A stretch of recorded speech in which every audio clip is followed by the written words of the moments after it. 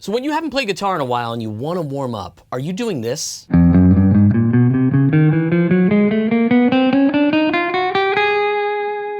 Or are you doing this?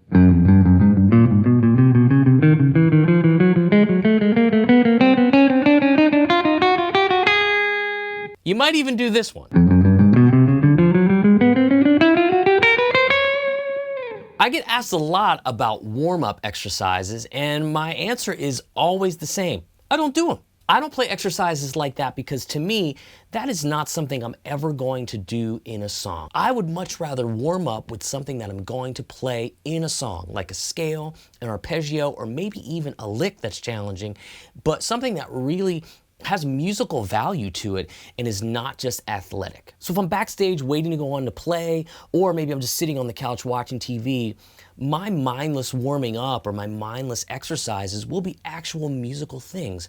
And I want to talk about a few ways that we can incorporate things into our practice routine so when we are warming up, we're actually doing stuff that's going to help us learn and play. So we're going to do two things in this video. One is we'll play to a metronome, but we'll do it in the way that I like to play it so that it really helps our time feel and makes us really have a good sense of feel when the metronome is off. And the other thing we're going to do is learn how to play and practice in all 12 keys in a really, really efficient manner. A lot of this stuff I talk about in my Arpeggio handbook for blues guitar.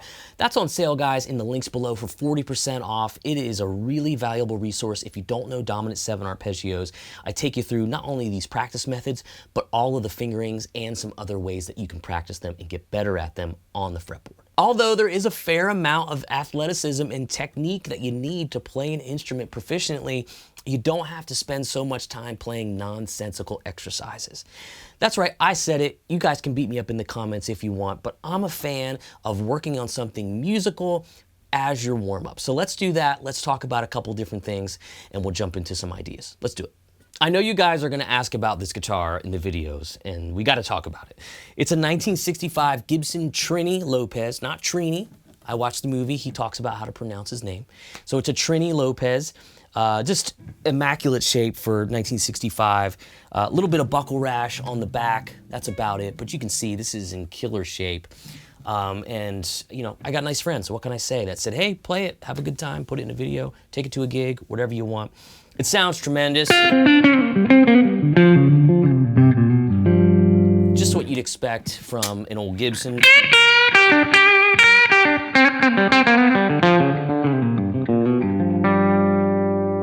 So we'll definitely play this in the video and it will probably show up in a couple other ones as well. So when I'm doing these videos and stopping between takes and, you know, going over to the desk and getting a drink of water, coming back, I got a tune in between those things, and I usually use a headstock tuner. And I've talked about other ones in the past that I've used, but the Peterson StroboClip is the one I've been using a lot lately. I find it to be incredibly accurate. I like their pedal tuners, and I just got their recent one because I had the old one. It died on me, unfortunately, and I kind of been going around to other tuners since then. But this is a great, it's a great headstock tuner, super accurate. And I'll drop a link to that too if you guys want to check it out. If you're looking for a headstock tuner, that's a good one.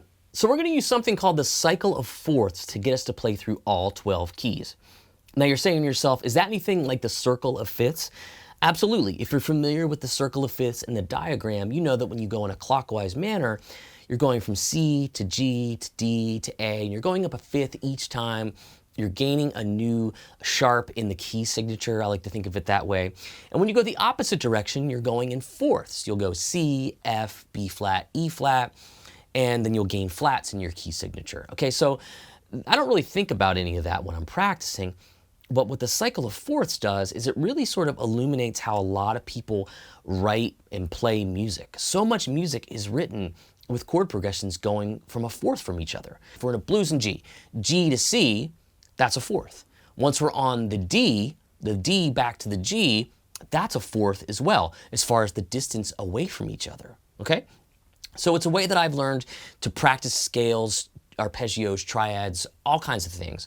And I learned it from jazz instructors years ago, and it's never let me down. Honestly, if I learn something and then put it through the cycle of fourths, and again, it's called the cycle of fourths, that's generally on the street, that's what they say. it helps me learn it a lot faster. So why not warm up with something and try to put it through different keys so you're also learning at the same time, okay? So we're gonna do that with an arpeggio. We're gonna do it with a C7 arpeggio, but then we're gonna change keys along to a track that I created that's gonna go C, F, B flat, E flat, A flat, D flat, G flat. It's going to go in fourths, and we're gonna chase it around with that arpeggio, and it's really gonna help us not only warm up, but learn our guitar as well. So I'm gonna play a C7 arpeggio for you. It sounds like this. And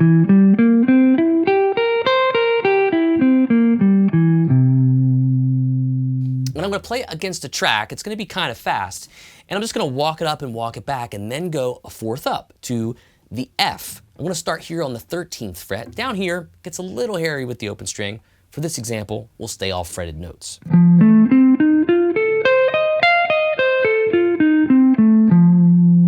Then I would go to B flat. And then E flat. But you see how I'm kind of speeding up and slowing down? We don't want to do that. Playing with the track really helps us. When you don't have a track, that's okay. You can use a metronome, which we'll also talk about.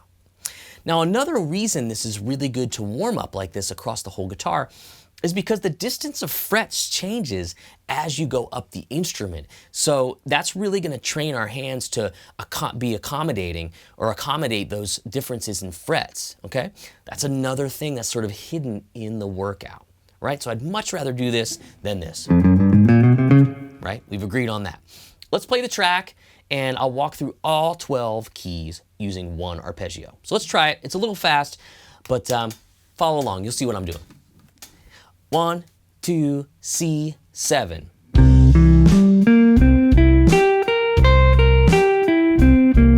F.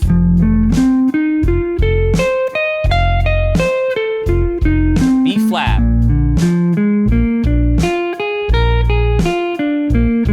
E flat.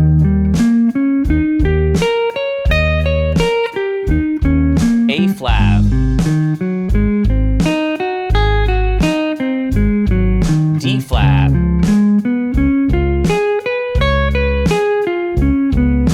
G flat. B.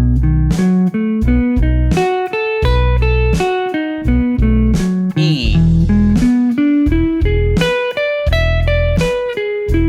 A.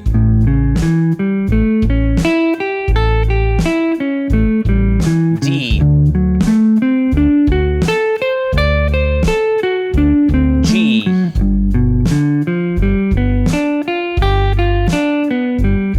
C. Now we're back to home base. So that quickly, I went through all 12 keys. Now, if you don't know how to jump around like that yet, that's okay. But the concept, I hope, is what you're grabbing onto.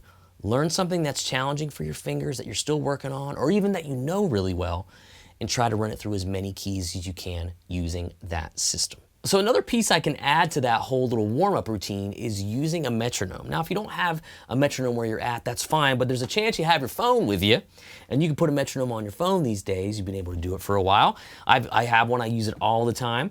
And maybe you're at like 90 beats per minute, right? Put by the microphone there. And maybe you're just playing.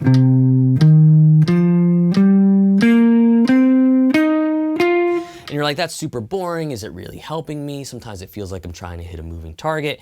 Well, how is this really gonna help us maybe if we're trying to feel more comfortable with rhythm and time? This isn't a secret. It's something I've been doing for a long time, and a lot of other people do it and teach it. But we're gonna back it down to half of that speed, which is 45. And you're like, well, that's really slow. How am I gonna play to that? Well, what we're going to do is in a measure of 4/4 time, we're gonna make those clicks beats 2 and 4. So we'll go a 1, 2, 3, 4, a 2, 2, 3, 4.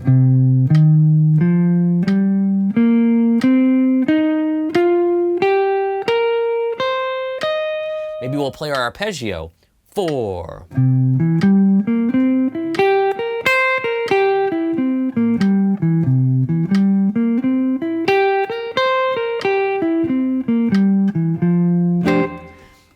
Doing that that, with that kind of metronome marking and that kind of approach to it, is actually really going to help your internal time feel. It's going to make you swing more. It's going to sound really, really great. And I'm going to include a 45 beat per minute metronome click for you guys, as well as that track you heard me play to with, with the cycle of fourths going in the bass line. Okay, a lot of fun. So don't do this anymore for your warm-ups. It's not music or as musical as you could be.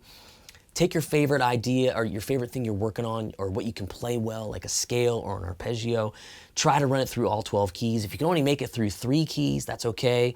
If you want to start on keys that you know better, like G, and then go to C, and then go to F, and then B flat, you can do that too. You don't always have to start on C. So we're taking a pledge. We're not going to do non-musical warm-up exercises anymore. We're going to do stuff that really helps our guitar playing when we warm up.